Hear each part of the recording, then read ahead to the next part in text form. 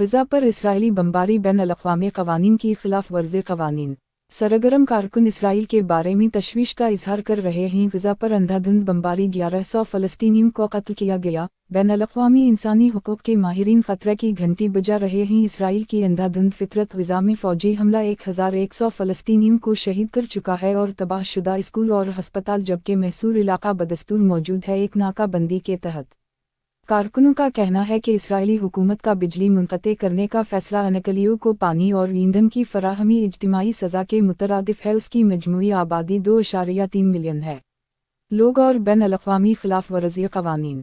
कारकुनों का कहना है कि इसराइली हुकूमत का बिजली मुनक़ते करने का फ़ैसला अनकलियों को पानी और ईंधन की फ़राहमी इज्तिमाई सज़ा के मुतरादिफ़ है। उसकी मजमूई आबादी 2.3 मिलियन है। लोग और बैन-अल-अक़वामी ख़िलाफ़ वर्ज़ी क़वानीन।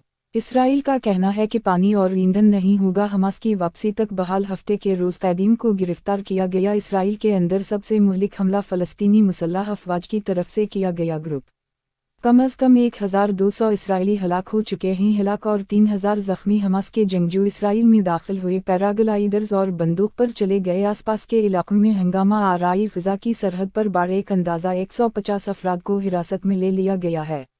फ़लस्तीनी जंगजुओं के हाथों यरगमाल बनाए गए। अमरीकी सदर जो बाइडन असलहा भेजने का ऐलान गैर मुतज़लज़ल का वादा करने के बाद इसराइल इस तनाज़ुर में मुल्क की हिमायत। हमास के हमले के बारे में उसके मुताबिक मीडिया रिपोर्ट्स एक फ़ोन कॉल में इसराइली वज़ीर आज़म बेंजामिन नेतन्याहू और बाइडन पीछे हट गए। इसराइल पर तहम्मुल का मुज़ाहरा करने की अपील। इसकी फ़ौजी कार्रवाई के दौरान हम जंग के क़वानीन की पासदारी करते हैं। अमरीकी सदर ने एक तकरीर में यही कहा। दिन लेकिन ठीक है, इसके क़वानीन किया है जंग और किया उनकी हिफाजत की जा रही है। इसराइली बमबारी में कम अज़ कम अफराद हलाक 260 बचे और 230 औरतें खैर जानिबदारी से गुजरने की इजाज़त दें। इंसानी इमदाद शहरियों को छोड़ दें और पकड़े जाएं। जंगजुओं को कोई नुकसान नहीं पहुंचा।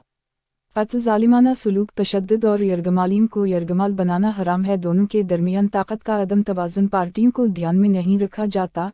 यानी हमास और इसराइल हुकूमत का फ़ैसला सिर्फ किया जाएगा उनके अमाल की बुनियाद पर। हमास की जानिब से शहरियों का कत्ल और यरगमालियों की गिरफ्तारी वसी पैमाने पर मज़म्मत की गई है।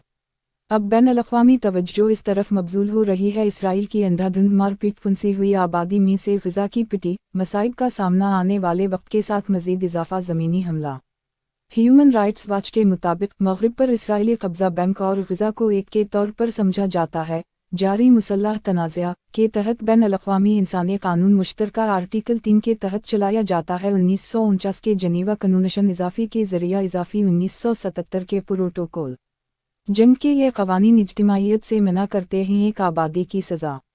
उनके बारे में सबसे बुनियादी सतह वो कहते हैं कि जंग फ़रीक़न को ज़रूरी है। जंगजुओं के दरमियान फ़र्क करें और आम शहरी सिविलियन इंफ्रास्ट्रक्चर को महफूज रखें जैसे घर, स्कूल और हस्पतालों। अगर हमलों की पेशगी वार्निंग भी निशाना बनाए जाने वाले इलाकों में आम शहरी मौजूद हैं। महल वक़ूअ तिब्बी नुकसान पहुँचाने से गुरेज करें। अमला और तिब्बी अमले से महरूम, बिजली और पानी की सहूलियत।